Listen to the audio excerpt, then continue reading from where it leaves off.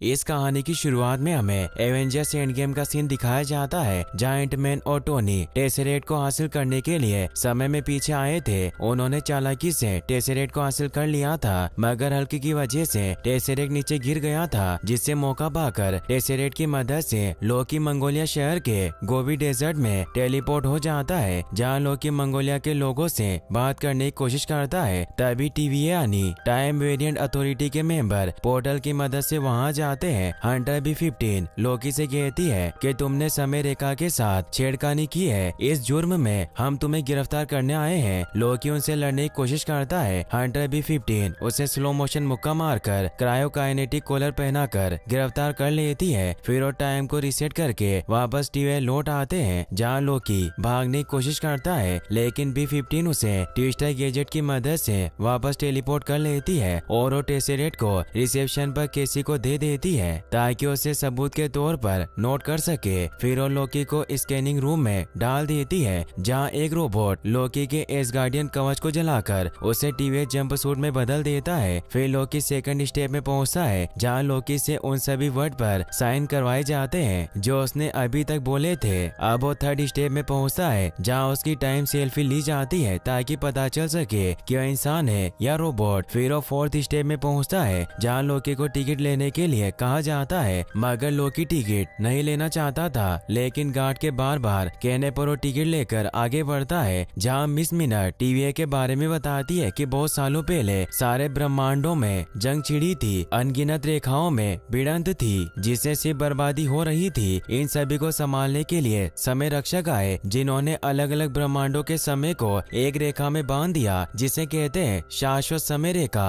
और आज तक समय रक्षकों के कंधों पर ब्रह्मांडों से सही समय के सही बहाव की जिम्मेदारी है। पर कभी कभी आप जैसे विद्रोही समय रक्षकों के बनाए नियमों को ताक कर रख देते हैं। हम उन्हें कहते हैं वेरिएंट्स। शायद आप किसी जंग से हो या ऑफिस के लिए लेट हुए हो, काम जो भी हो, पर अपनी समय रेखा पर शॉर्टकट मारने से शुरू होता है चेन रिएक्शन, जिससे समय रेखा में नई शाखाओं की सुनामी आ जाती है। इस समस्या को हल करने के लिए ही समय रक्षकों ने टीवी और उनकी दमदार टीम बनाई। ये सभी बातें बकवास लगती है। तभी लोकी देखता है कि गार्ड दूसरे वेरिएंट से टिकट मांगता है, लेकिन उसके पास टिकट नहीं होता, इसीलिए उसे खत्म कर देता है। इससे लोकी डर जाता है और अपना टिकट गार्ड को दिखाता है। फिर हमें टीवी एजेंट मोबियस को दिखाया जाता है, जो 1549 में फ्रांस की एक घटना पर जांच कर रहा था, क्योंकि एक वेरिएंट बहुत दिनों से टीवी के मिनट मैन को मार रहा था और ये उस वेरिएंट का मिनट मी पर छठा हमला था। मोबियस को वहाँ एक लड़की नजर आती है, इसीलिए उसके पास जाता है। वो उससे एक एनिमेशन की मदद से पूछता है कि इन सभी को किसने मारा, तो वो लड़की शैतान के पोस्टर की तरफ इशारा करती है। मोबियस उसे कहता है कि हम उसे ढूंढ लेंगे और तुम्हें वापस तुम्हारे घर पहुंचा देंगे, और वो उससे सबूत के तौर पर एक कबलोई गम ले लेता है जो खा रही थी, ताकि उसके प्लेनेट का पता लगा सके। मोबियस का साथी गार्ड उसे कहता है कि इस गम से इसके प्लेनेट का पता लगाना बहुत मुश्किल है, तो मोबियस कहता है कि हम कोशिश कर सकते हैं, और वो टाइम को रीसेट करने से पहले उस लड़की को बाहर जाने को कहते हैं। तभी मोबियस के एक कर्मचारी आकर उसे लोकी फाइल दिखाता है और बताता है कि आज उसे कोर्ट में पेश किया जा रहा है। वही हम लोकी को देखते हैं, जिसे B-15 कोर्ट में लेकर जाया जाता है, जहाँ लोकी पर समय क्रम उल्लंघन का आरोप लगाया जाता है। और जज रवोना लोकी से कहती है कि तुमको ये जुर्म कबूल है, तो लोकी कहता है कि मुझे जुर्म कबूल नहीं है, क्योंकि आपने गलत देवता को पकड़ा है। आपको एवेंजर्स को पकड़ना चाहिए था, क्योंकि उनकी गलती से ही टेसेरेट मेरे हाथ लगा। वो टाइम ट्रेवल कर रहे थे, तो रवोना उसे कहती है कि एवेंजर्स ने जो किया वो विधि का विधान था, मगर तुमने जो किया वो विधि का विधान नहीं था, इसलिए मुकदमा तुम पर चल रहा है। तो लोकी उनसे कहता है कि तय कौन करता है कि कौन क्या करेगा, तो रवोना उसे बताती है कि हमारे समय रक्षक ये डिसाइड करते हैं। तो लोकी उन्हें कहता है कि मैं समय रक्षकों से मिलना चाहता हूँ, क्योंकि वो मेरी बराबरी के हैं। तो रेओना कहती है कि वो तुमसे नहीं मिल सकते, क्योंकि वो विधि का विधान लिखने में व्यस्त हैं, और मैं तुमसे आखिरी बार कह रही हूँ कि तुम अपना जुर्म कबूल कर लो। जिसपे लोकी कहता है कि हम ऐसा नहीं करेंगे, और वो अपनी शक्तियों का यूज करने लगता है। लेकिन यहाँ टीवीए में मैजिक काम नहीं करता था। जज गुस्सा होकर लोकी को रीसेट करने की सजा सुनाती है, जिससे मिनट मैन उसे पकड़ने के लिए जाने लगते हैं। लोकी गुस्सा होकर उन्हें कहता है कि तुम्हें मेरी शक्तियों का अंदाजा नहीं है। तभी मोबियस कहता है कि मुझे अंदाजा है और मैं इसकी काबिलियत को अच्छे से जानता हूँ। तो जज उसे पास बुलाती है। मोबियस उन्हें कहता है कि हम लोग की मदद से उस उस वेरिएंट को पकड़ सकते हैं जो हमारे मिनटमैन को मार रहा है। तो रवोना उसे कहती है कि अगर इसमें कोई भी गड़बड़ी हुई तो सारी गलती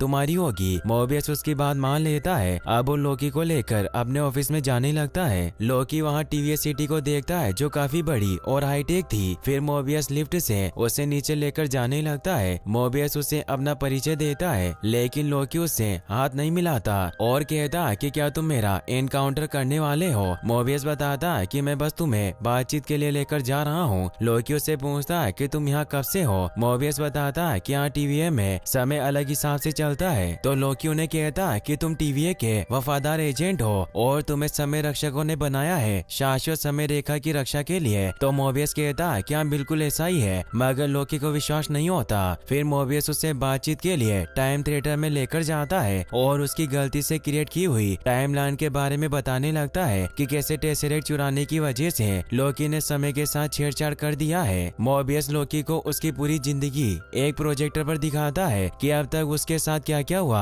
और फ्यूचर में भी उसके साथ क्या क्या होने वाला है। मोबियस लोकी को सब कुछ दिखाने लगता है कि कैसे उसने पास्ट में बहुत सारे कांड कर दिए थे जिसका असर फ्यूचर पर भी पड़ रहा है। अब मोबियस लोकी को पूछता है कि वो सबको इतना परेशान क्यों करता है और इतनी शरारत क्यों करता है, जिसके बदले में लोकी उसे कहता है कि मैं गॉड ऑफ मिसचीफ हूँ और यही मेरा काम है। यह सब कुछ देखकर लोकी को ऐसा लगता है कि टीए वाले उसके साथ मजाक कर रहे हैं और मोबियस उसे फंसाने की कोशिश कर रहा है। इसीलिए अब लोकी वहाँ से भागने का फैसला करता है। असल में लोकी को लग रहा था कि टीवीए वाले बहुत ही ज्यादा कमजोर है, इसीलिए वो लोग असली दुनिया से छुप कर रहते हैं। कुछ समय बाद लोकी वहाँ से भाग निकलता है और ऐसी जगह पर पहुँच जाता है जहाँ पर उसका टेसरेट क्यूब रखा हुआ था। यहाँ पर लोकी उस टेसरेट को हासिल कर लेता है, लेकिन जब वो ये देखता है कि उस जगह पर और भी कई सारे इन्फिनिटी स्टोन्स रखे हुए थे, तब वो बहुत ज्यादा हैरान हो जाता है क्योंकि टीवीए के लोग उन सभी इन्फिनिटी स्टोन्स का इस्तेमाल पेपर वेट की तरह कर रहे थे। और ये बात देखकर लोकी को पता चल जाता है कि टीवीए वाले असल में हद से ज्यादा ताकतवर है और वो कुछ भी कर सकते हैं। अब इसके बाद लोकी वापस चला जाता है क्योंकि उसे पता था कि भागने का कोई फायदा नहीं है, इसीलिए वापस मोबियस के ऑफिस में आ जाता है। यहाँ पर आने के बाद वो देखता है कि वो प्रोजेक्टर अभी भी चल रहा है और इसीलिए लोकी अपने फ्यूचर को जानने की और कोशिश करता है और उस प्रोजेक्टर के जरिए सब कुछ देख लेता है कि कैसे फ्यूचर में थेनोस उसे मारने वाला है और साथ ही साथ उसकी गलतियों की वजह से उसके भाई थोर को भी कितना कुछ सहना पड़ा और साथ ही साथ उसके माँ बाप भी मारे गए। अब ये सब जानने के बाद लोकी काफी ज्यादा उदास हो जाता है और उसे रियलाइज हो जाता है कि उसकी वजह से फ्यूचर में काफी सारे लोगों को तकलीफ होने वाली है, इसीलिए वो सुधरने का फैसला करता है। अभी यहाँ पर लोकी फिर से मोबियस के पास जाता है और उसे कहता है कि उसकी मदद करने के लिए तैयार है क्योंकि अब तक उसने अपनी जिंदगी में बहुत सारे गलत काम किए थे, लेकिन इस बार वो एक अपराधी को पकड़कर कोई अच्छा काम करना चाहता है। यहाँ पर मोबियस अब लोकी के सामने एक राज खोल देता है कि असल में वो लोग जिस अपराधी को पकड़ रहे हैं वो कोई और नहीं बल्कि एक अलग टाइमलाइन की लोकी है और वो एक लड़की है। यह बात जानकर लोकी को बहुत ज्यादा हैरानी होती है कि उसी का ही वेरिएंट यानी कि कोई और लोकी भी इस मल्टीवर्स में एग्जिस्ट करता है। लोकी टीवीए ज्वाइन करने के लिए तैयार हो गया है और बदले में उसने ये शर्त रखी है कि उसे दूसरे क्रिमिनल्स की तरह डिलीट नहीं किया जाए और उसे टाइम कीपर से भी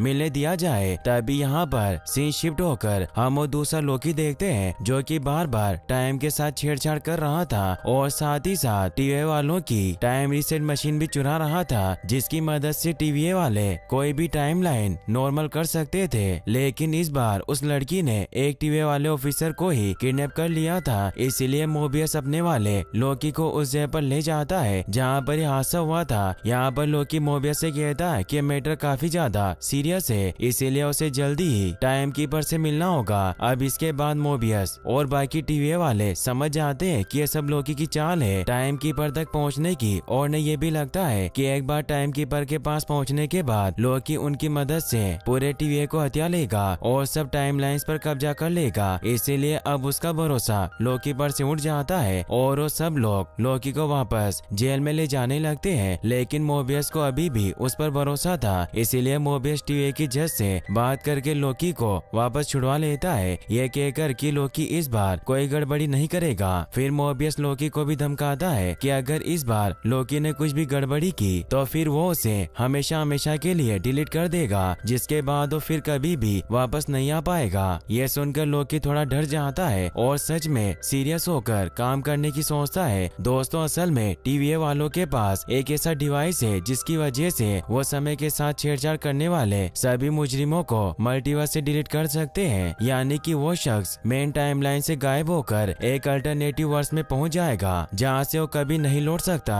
और हमेशा हमेशा के लिए वहीं फंस जाएगा। अब यहाँ पर लोकी उस मुजरिम के बारे में थोड़ी रिसर्च करने लगता है और यहाँ पर उसे 2070 में हुए रेग्नेरोक के बारे में पता चलता है जहाँ पर पूरा का पूरा इसगार्ड तबाह हो गया था। यहाँ पर लोकी को एक बात पता चलती है कि अगर कोई भी इंसान ऐसी जगह पर जाकर छेड़खानी करता है जो कि किसी नेचुरल तबाही के चलते पहले से ही तबाह होने वाली हो, तो फिर उसकी वजह से कोई दूसरी टाइमलाइन नहीं बन सकती। अब लोकी इस बात को टेस्ट करने के लिए मोबियस के साथ मिलकर अतीत की एक ऐसी जगह पर जाता है जहाँ पर ज्वालामुखी फटने वाली थी और सब कुछ तबाह होने वाला था। वहाँ पर पहुंचकर लोकी बहुत सारी अजीब और उटपटांग हरकतें करने लगता है जिसकी वजह से कोई भी अल्टरनेट टाइमलाइन क्रिएट नहीं होती, क्योंकि वो जगह अब वैसे भी ज्वालामुखी के चलते खत्म होने वाली थी। लोकी की थ्योरी बिल्कुल सही निकलती है और अब वो लोग वापस TVA में पहुंच जाते हैं। यहाँ पर लोकी और मोबियस को पता चल चुका था कि वो बुरा लोकी हर बार किसी ऐसी जगह पर छुप जाता है जहाँ पर पहले से ही कोई तबाही होने वाली हो, ताकि उसकी वजह से कोई और अल्टरनेट टाइमलाइन क्रिएट ना हो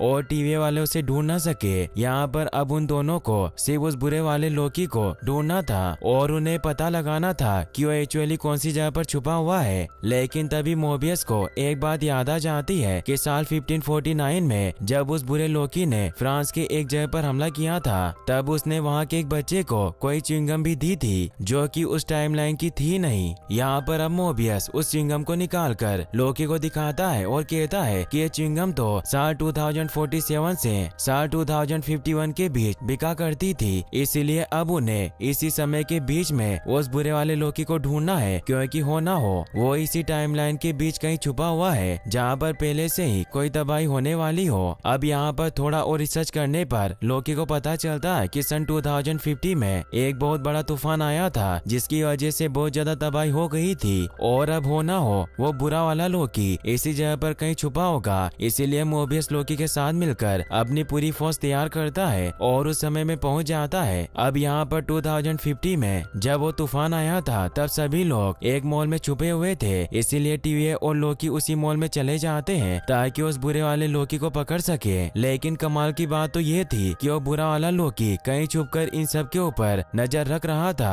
और ये सब उसी की चाल थी, इसीलिए उसने ही वो च्युइंगम का क्लू छोड़कर TVA वालों को गुमराह किया था। कुछ समय बाद वो बुरा वाला लोकी अच्छे वाले लोकी के सामने आ जाता है, लेकिन वो खुद आने के बजाय लोगों का दिमाग कंट्रोल करके उससे बातें करने लगता है। लोकी बुरे वाले लोकी से कहता है कि अब तक TVA वालों को बेवकूफ बना रहा था और वो दोनों मिलकर अब पूरे TVA पर कब्जा कर सकते हैं। लेकिन यहाँ पर बुरे वाले लोकी को इस चीज में कोई इंटरेस्ट नहीं था, क्योंकि वो तो किसी बड़े मिशन पर था। वहीं पर हम देखते हैं कि मोबियस और उसके साथियों को वो ऑफिसर मिल जाती है जिसे कि बुरे वाले लोकी ने पहले किडनैप किया था और अब वो उन सबको बताती है कि बुरे वाले लोकी को टाइम कीपर्स के बारे में पता चल गया है और वो उन पर हमला करने वाला है। वहीं दूसरी तरफ अब हम देखते हैं कि आखिरकार वो बुरा वाला लोकी सामने आ गया था जिसका नाम सिल्वी था और वो चाहती थी कि वो TVA की शाश्वत समय रेखा को बर्बाद कर दे, इसीलिए उसने TVA वालों के बहुत सारे टाइम रिसेट डिवाइस चुरा लिए थे और उन्हें अलग अलग टाइमलाइन में भेज दिया था, जिसकी वजह से कई सारे अल्टरनेट टाइमलाइंस क्रिएट हो चुके थे और अब TVA वालों का सिल्वी को पकड़ना भी बहुत ज्यादा मुश्किल हो गया था। यहाँ पर अब सिल्वी लोकी को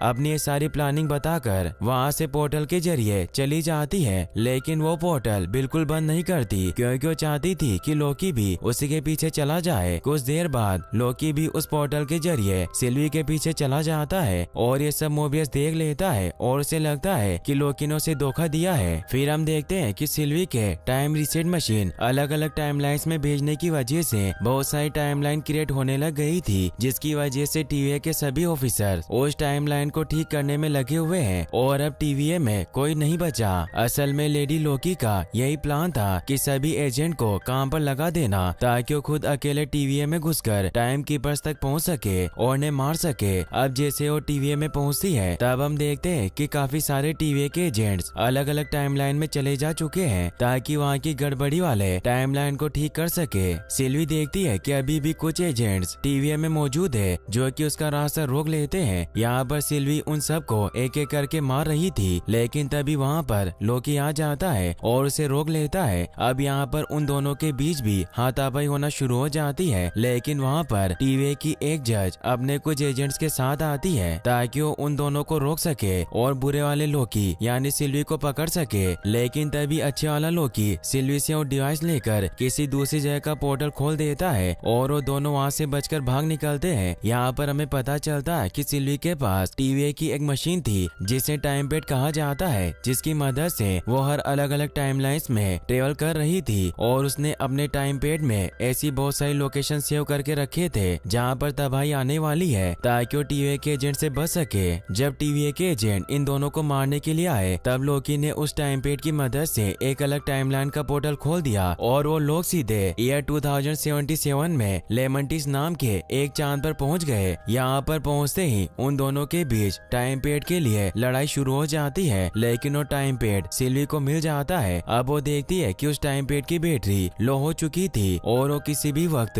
बंद पड़ सकता था। इसका मतलब वो दोनों यहीं फंस सकते हैं। अब यहाँ पर लोकी सिल्वी से टाइम पेड छीन लेता है और उसे अपने जादू से गायब कर देता है। अब इस बात की वजह से उन दोनों के बीच और ज्यादा लड़ाई होने वाली थी, लेकिन तभी उन्हें कोई आवाज सुनाई देती है और जब वो बाहर आकर देखते हैं तब पता चलता है कि कुछ ही घंटों में वो चांद एक मीटियोराइट के टकराने से बर्बाद होने वाला था। अब क्योंकि यहाँ पर उन दोनों को भी उस जगह से बाहर निकलना था, इसीलिए वो एक दूसरे की मदद करने की सोचते हैं और उस टाइम पेड को चार्ज करने के लिए पावर सप्लाई ढूंढने लगते हैं। यहाँ पर उन्हें एक औरत दिखाई देती है जो उन्हें बताती है कि जल्दी ये चांद खत्म होने वाला है, इसीलिए यहाँ के सभी लोग एक रॉकेट में बैठकर अपनी जान बचाकर भागने वाले हैं और उस रॉकेट स्टेशन तक पहुँचने का रास्ता बहुत दूर है, इसीलिए उन्हें रेलवे से जाना पड़ेगा। सिल्वी सोचती है कि रॉकेट स्टेशन पर पहुंचकर इतनी ज्यादा बिजली जमा कर लेगी कि वो इसे टाइम पेड को चार्ज कर सके, इसीलिए अब उस रॉकेट स्टेशन तक जाने का फैसला करती है और इसके लिए अब वो दोनों भी रेलवे स्टेशन ढूंढने निकलते हैं और ट्रेन में बैठकर चल पड़ते हैं। यहाँ पर अब लोकी और सिल्वी में थोड़ी सी दोस्ती हो जाती है और वो एक दूसरे को अपने बारे में बताने लगते हैं। इसी बीच अच्छे वाले लोकी को ये पता चलता है कि लेडी लोकी का असली नाम सिल्वी है और उसने ये नाम खुद रखा था क्योंकि उसे लोकी नाम पसंद नहीं था। वहीं दूसरे सीन में हम देखते हैं कि रेलवे में जब वो लोग ट्रेवल कर रहे थे तब लोकी काफी ज्यादा शराब पी लेता है और वहाँ पर नाच गाना करने लगता है, जिसकी वजह से सभी गार्ड्स को उस पर शक हो जाता है और वो लोग उसे पकड़ने के लिए आ जाते हैं। यहाँ पर लोकी और सिल्वी दोनों मिलकर उन गार्ड से लड़ने लगते हैं और उन्हें खूब पीटते हैं, लेकिन कुछ गार्ड्स मिलकर लोकी को पकड़ लेते हैं और उसे उस ट्रेन से उठाकर बाहर फेंक देते हैं। अब क्योंकि वो टाइम पेड लोकी के पास था, इसीलिए सिल्वी भी उसके पीछे कूद जाती है और वो दोनों सुरक्षित उस रेलवे से निकल जाते हैं। यहाँ पर लोकी सिल्वी से कहता है कि गार्ड्स के साथ लड़ाई के बीच वो टाइम पेड टूट चुका है और अब वो लोग यहाँ से नहीं निकल सकते। अब उन दोनों को कैसे भी करके उस रॉकेट तक पहुँचना था ताकि वो लोग उसमें बैठकर इस चांद से निकल सके, जो कि थोड़ी देर में बर्बाद होने वाला था। इसीलिए वो दोनों अब पैदल ही अपना सफर शुरू करते हैं और इसी बीच उन दोनों के बीच कई सारी बातें होती है। यहाँ पर सिल्वी लोकी को बताती है कि टीवीए में जितने भी एजेंट है वो सब असल में वेरिएंट्स हैं, यानी कि वो भी समय अपराधी थे और मोबियस ने उससे बहुत सारी चीजें छुपा कर रखी है। यहाँ पर सिल्वी लोकी को ये भी बताती है कि टीवीए में काम करने वाले सभी लोग पहले नॉर्मल इंसान थे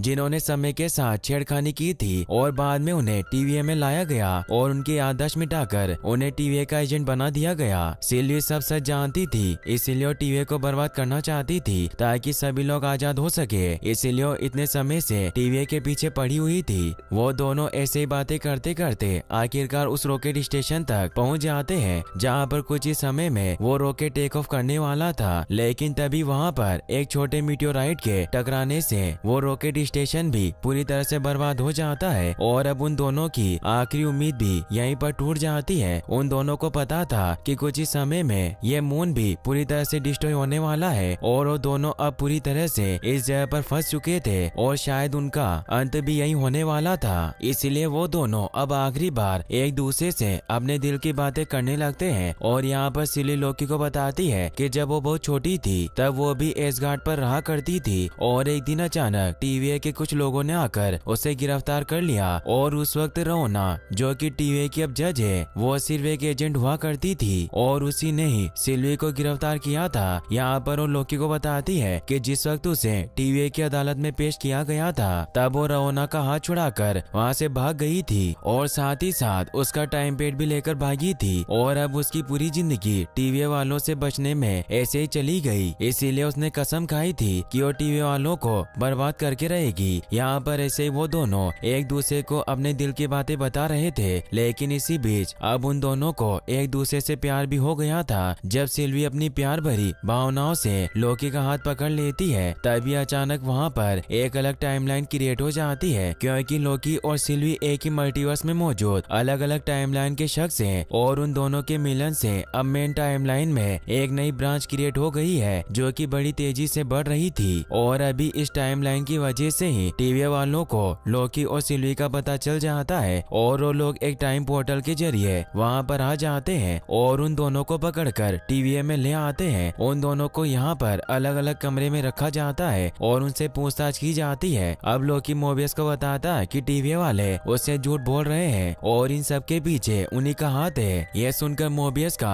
लोकी पर से विश्वास उठ जाता है और उसे लगता है कि लोकी फिर से उन सबको धोखा दे रहा है। इसीलिए वो लोकी को एक टाइम पोर्टल के जरिए उस समय में पहुंचा देता है जब एसगार्ड हुआ करता था। अब यहाँ पर पहुंचने के बाद एसगार्ड में एक लड़की आकर लोकी को थप्पड़ मारती है, क्योंकि उस समय का लोकी काफी ज्यादा शरारती था और वो सबको तंग किया करता था। इसीलिए उस लड़की को अपने वाला लोकी भी शरारती लगता है। अब ये टाइम लूप बार बार रिपीट हो रहा था, इसीलिए वो लड़की बार बार आकर लोकी को थप्पड़ मार रही थी। मोबियस को लगता है कि इसकी वजह से अब लोकी की अकल ठिकाने आ गई होगी, इसीलिए उसे वापस बुला लेता है और उससे फिर से पूछताछ करने लगता है। यहाँ पर लोकी मोबियस को फिर से यही कहता है कि टीवीए में काम करने वाले सभी लोग वेरिएंट हैं जिनकी आदर्श मिटा दी गई है। यह सुनकर मोबियस को फिर से विश्वास नहीं होता और वो लोकी को फिर से एक टाइम लूप में फेंक देता है। अब इसके बाद मोबियस रओना से मिलता है और सिल्वी से पूछताछ करने की उससे परमिशन मांगता है, लेकिन रओना उसे परमिशन बिल्कुल नहीं देती। अब रओना का अजीब बर्ताव देखकर मोबियस को उस पर शक होने लगता है और वो चुपके से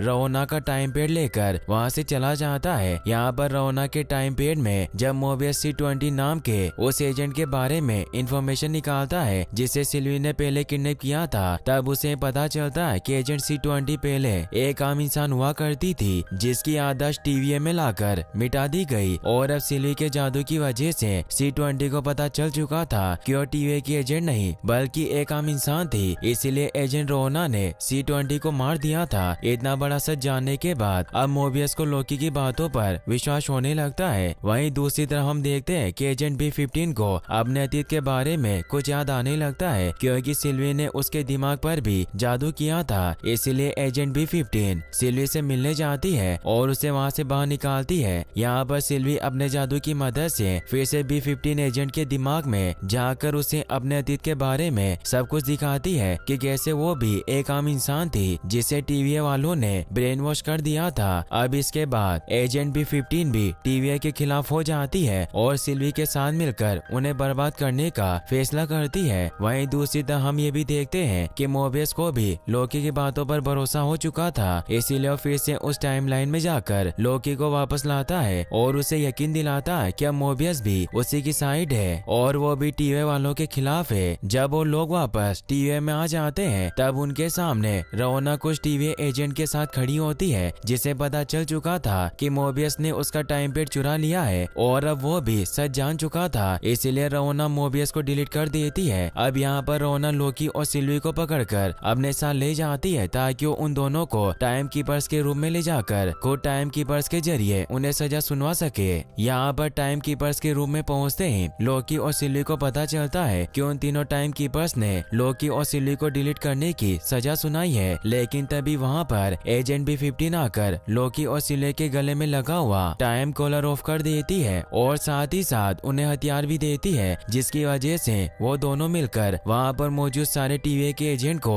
मार देते हैं और अब सिल्वी उसी हथियार से एक टाइम कीपर का गला भी काट देती है, जिसके बाद उन्हें पता चलता है कि टाइम कीपर असल में कोई पावरफुल एजेंट नहीं बल्कि 3 रोबोट्स हैं, जिनमें से एक का सर कटने की वजह से बाकी के 2 रोबोट्स भी ऑफ हो चुके हैं। दोस्तों यहाँ पर हमें पता चलता है कि टीवीए को असल में टाइम कीपर्स ने नहीं बल्कि किसी और ने बनाया है, जो कि कुछ सामने नहीं जाना चाहता और वही इतने समय से लोकी और सिल्वी पर नजर रख रहा है। अब यहाँ पर टाइम कीपर्स को खत्म करने के बाद लोकी और सिल्वी को उस शख्स की तलाश थी जिसने टीवीए का ये सारा खेल रचा है और यहीं पर लोकी सिल्वी को प्रपोज भी करने वाला था, लेकिन तभी अचानक रवोना पीछे से आकर लोकी को डिलीट कर देती है। यहाँ पर लोकी के डिलीट होने की वजह से सिल्वी को काफी ज्यादा गुस्सा आता है और वो रवोना को मारने लगती है, लेकिन उसे नहीं मारती क्योंकि रवोना को ही टीवीए के बारे में सारी सच्चाई पता थी। इसीलिए सिल्वी उसे जिंदा छोड़ देती है ताकि उसके मुंह से सच उगलवा सके। वहीं हम लोकी को देखते हैं जो असल में मरा नहीं था बल्कि वो टेलीपोर्ट होकर किसी अलग जगह पर पहुंच गया है, जहां पर उससे 4 अलग अलग लोकी दिखाई देते हैं जिनका नाम होता है ओल्ड लोकी, किड लोकी, बोस्टफुल लोकी और क्रोकोडाइल लोकी। असल में ये जगह न्यूयॉर्क शहर जैसी है जो कि पूरी तरह से बर्बाद हो चुकी है और यहाँ पर हमें ये भी पता चलता है कि टीवीए वालों ने जितने लोगों को डिलीट किया था वो असल में मरे नहीं है बल्कि टेलीपोर्ट होकर किसी अलग अलग जगह पर पहुंच जाते हैं जहां से उन्हें वापस लाना थोड़ा सा मुश्किल होता है। लोकी को दूसरे लोकी से पता चलता है कि वॉइड नाम की एक जगह है जो बिल्कुल अर्थ के जैसी दिखती है, लेकिन यहाँ पर वो सभी लोग आ जाते हैं जिन्हें टीवीए वाले डिलीट कर देते हैं। वो सभी लोग यहाँ पर आकर एक टाइम लूप में फंस जाते हैं जहाँ से निकलना उनके लिए मुश्किल हो जाता है क्योंकि इस जगह पर एक बहुत ही खतरनाक दानव रहता है जो सबको खा जाता है और उस दानव का नाम है एलोहित। अब वो दानव असल में एक जिंदा तूफान है जिसे जिंदा लोगों को खाना बहुत पसंद है और वो सब कुछ निकल जाता है। यहाँ पर लोकी को ये भी पता चलता है कि वो चारों लोकी उसी के वेरिएंट्स हैं और उन्हें भी टीवीए वालों ने डिलीट कर दिया था जिसकी वजह से वो लोग वॉइड में फंस चुके थे और अब वो लोग यहाँ से बाहर नहीं निकल सकते थे, इसीलिए उन्होंने वॉइड को ही अपना घर बना लिया था। वो चारों लोकी को अपने साथ ले जाते हैं और उसे अपनी गुफा दिखाते हैं जहाँ पर वो सभी छिप कर रह रहे थे। अब यहाँ पर वो सभी एक एक करके उसको बताने लगते हैं कि कैसे उन्होंने समय के साथ बदलाव करने की कोशिश की जिसकी वजह से टीवीए वालों ने उन्हें गिरफ्तार कर लिया। यहाँ पर हमारे लोकी को पता चलता है कि उन सभी लोकी ने इस जगह कोई अपना घर मान लिया था, लेकिन लोकी को बिल्कुल मंजूर नहीं था और वो कैसे भी करके वॉइड से बाहर निकलना चाहता था। इसीलिए वो फैसला करता है कि वो एलोहित को मार देगा ताकि वो सभी लोग आजाद हो सके। हालांकि इस काम में कोई भी उसका साथ नहीं देना चाहता था क्योंकि एलोहित काफी ज्यादा ताकतवर था और उसे हराना इतना आसान भी नहीं था। अब यहाँ पर मेन लोकी उन सबको छोड़कर वहाँ से बाहर निकल जाता है, लेकिन तभी वो देखता है कि उस जगह पर और भी बहुत सारे लोकी के वेरिएंट्स आए हुए हैं जो कि अब आपस में झगड़ने लगते हैं क्योंकि वो इस बंकर को हथियाना चाहते थे। ये सब देखकर लोकी काफी ज्यादा परेशान हो जाता है और अब वो ओल्ड लोकी, किड लोकी और क्रोकोडाइल लोकी के साथ मिलकर वहाँ से बाहर चला जाता है। वहीं दूसरी तरफ हम देखते हैं कि सिल्वी एजेंट रवोना से पूछताछ कर रही थी, लेकिन रवोना उसे बताती है कि उसे खुद नहीं पता कि टीवीए को किसने बनाया है और वो साथ ही साथ सिल्वी को ये भी बताती है कि लोकी अभी तक मरा नहीं है बल्कि वो वॉइड नाम की एक जगह पर फंसा हुआ है जो कि समय से बिल्कुल परे है। सिल्वी को जब ये पता चलता है कि वॉइड ऐसी जगह है जहाँ पर समय कोई काम नहीं करता, तब वो फैसला करती है कि वो भी वॉइड जाएगी क्योंकि हो ना हो टीवीए का क्रिएटर इसी जगह के आसपास छुपा होगा। सिल्वी रवोना का टाइम पेड लेकर वहाँ से चली जाती है और वो खुद को भी डिलीट कर देती है ताकि वो भी वॉइड में पहुँच सके। वहीं दूसरी तरफ अब रवोना भी टीवीए का सच जानने में लग जाती है। वहीं जब सिल्वी वॉइड पहुँचती है तब उसका सामना होता है उसी एलोहित नाम के क्रिएचर से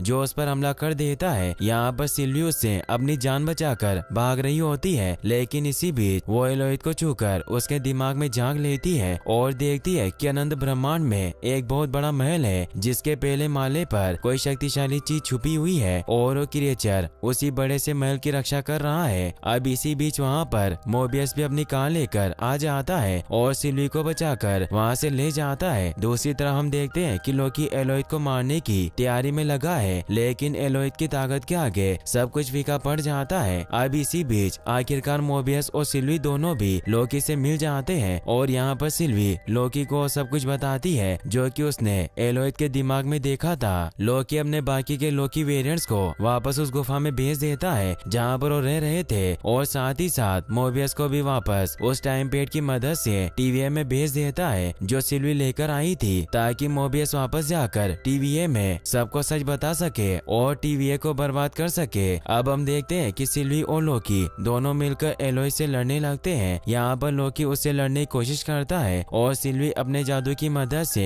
एलोइड का दिमाग पढ़ने लगती है। लेकिन जैसा कि हम जानते हैं कि एलोइड कितना ज्यादा ताकतवर है, इसीलिए उस पर सिल्वी के जादू का कोई असर नहीं होता और अब वो सिल्वी को खाने के लिए आगे बढ़ता है। लेकिन तभी ओल्ड लोकी वहाँ पर आकर एलोइड का ध्यान भटकाता है और अपने जादू की मदद से पूरा का पूरा एसगार्ड का इल्यूजन क्रिएट करता है। एलोइड उस इल्यूजन को सच मान रहा था, इसीलिए उस एसगार्ड को खत्म करने के लिए आगे बढ़ने लगता है। वहीं दूसरी तरफ लोकी और सिल्वी दोनों एक दूसरे का हाथ पकड़कर एलोइड को कंट्रोल करने में लगे हुए थे ताकि वो दोनों एक साथ अपनी शक्तियों का यूज कर सके। ओल्ड लोकी काफी ज्यादा थक चुका था, इसीलिए अब उसके इल्यूजन का असर भी खत्म हो रहा था, जिसकी वजह से वो एसगार्ड का इल्यूजन हटा रहा था। अब एलोइड को पता चल जाता है कि ये सब ओल्ड लोकी की चाल थी, इसीलिए वहाँ पर आकर उसे निगल जाता है और अब एलोइड लोकी और सिल्वी की तरफ भी बढ़ रहा था। लेकिन उन दोनों की कंबाइंड पावर की वजह से आखिरकार वो एलोइड को अपने कंट्रोल में कर लेते हैं और अब उसे दोनों मिलकर खत्म कर देते हैं। एलोइड खत्म होने के साथ ही उसका काला धुआं हट जाता है और धुएं के दूसरी तरफ लोकी और सिल्वी को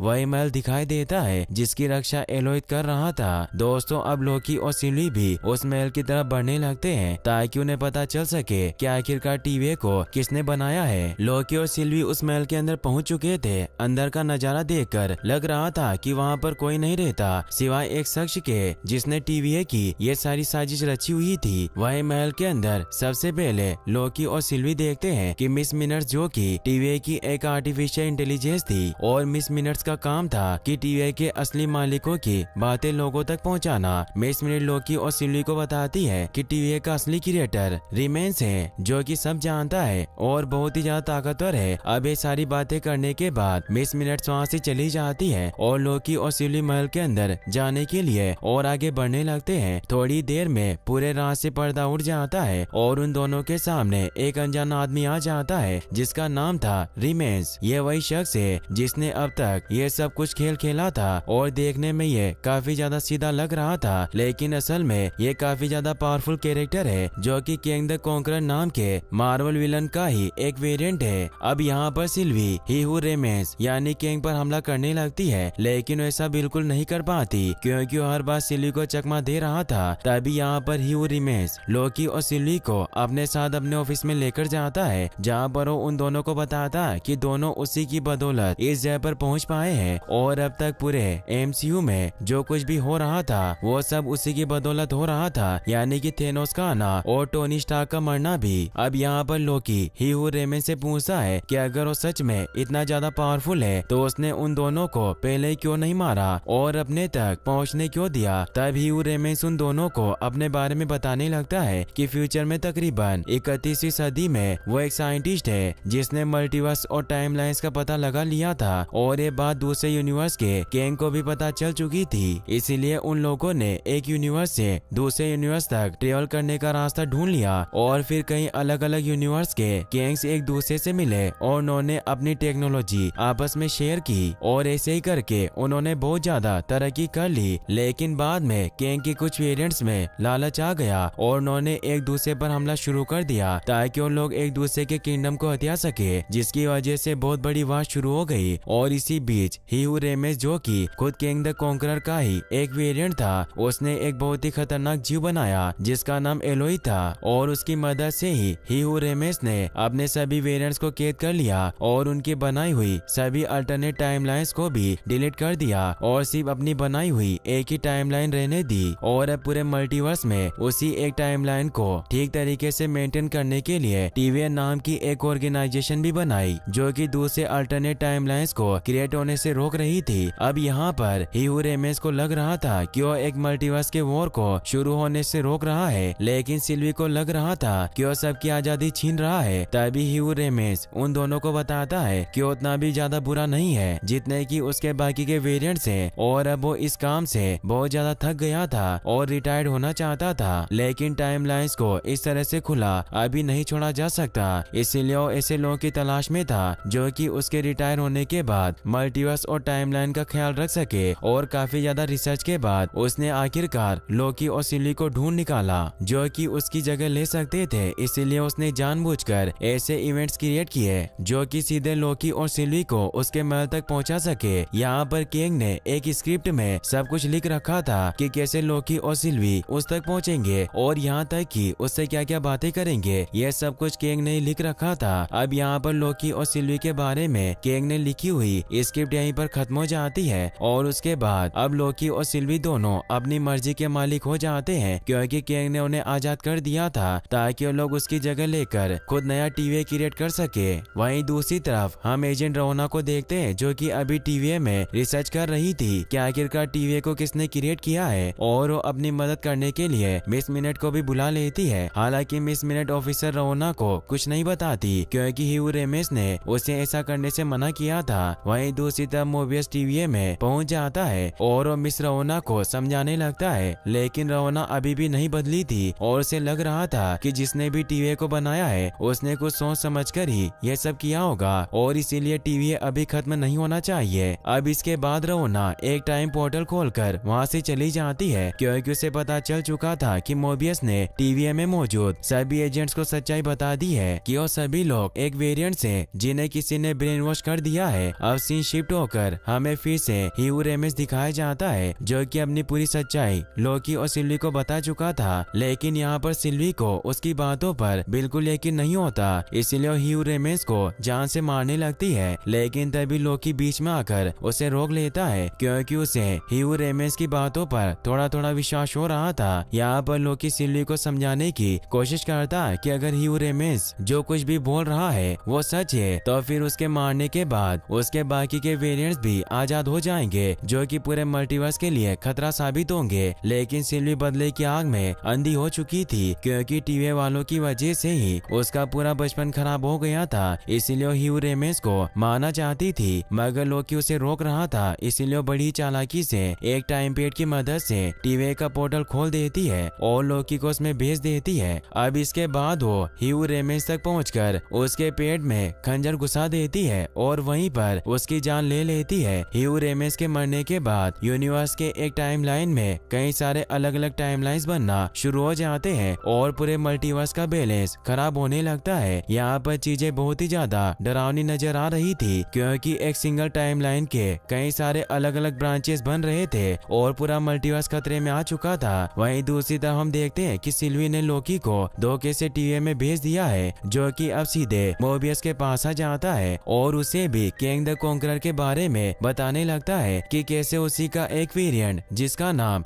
ह्यू रेमिस है उसने टीवी को क्रिएट किया है। लेकिन यहाँ पर हैरानी की बात तो ये थी कि मोबियस अब लोकी को बिल्कुल पहचानने से इनकार कर रहा था और उसे लगता है कि लोकी टीवी का ही कोई एजेंट है जिसकी दिमागी हालत खराब हो चुकी है। अब यहाँ पर लोकी को समझ आता है कि ह्यू रेमिस जो कुछ भी बोल रहा था वो सब सच था और सिल्वी ने उसे मार दिया, जिसकी वजह से बहुत सारे अलग अलग टाइमलाइंस के ब्रांचेस बन रहे हैं और इसी की वजह से मोबियस भी उसे पहचान नहीं पा रहा है। अब इसके बाद लोकी की नजर टीवी के टावर पर जाती है, जिसे देखकर वो काफी ज्यादा डर जाता है, क्योंकि अब उस जगह पर टाइम कीपर्स का स्टेचू नहीं था बल्कि किंग द कॉन्करर का स्टेचू बना हुआ था, जिससे हमें पता चलता है कि जैसे ही सिल्वी ने ह्यू रेमिस को मारा तो वैसे ही सभी किंग्स आजाद हो गए और उसी में से किंग के लिए एक वेरिएंट ने टीवी पर भी कब्जा कर लिया है, जिसकी वजह से अब पूरा टीवी है उसी के अंडर काम कर रहा है। और इसी के साथ लोकी का फर्स्ट सीजन यहीं पर खत्म हो जाता है। और आपने अभी तक एंटमैन क्वांटममेनिया की एक्सप्लेनेशन नहीं देखी है तो आप एंड स्क्रीन पर क्लिक करके इस वीडियो को भी वॉच कर सकते हैं। Thanks for watching.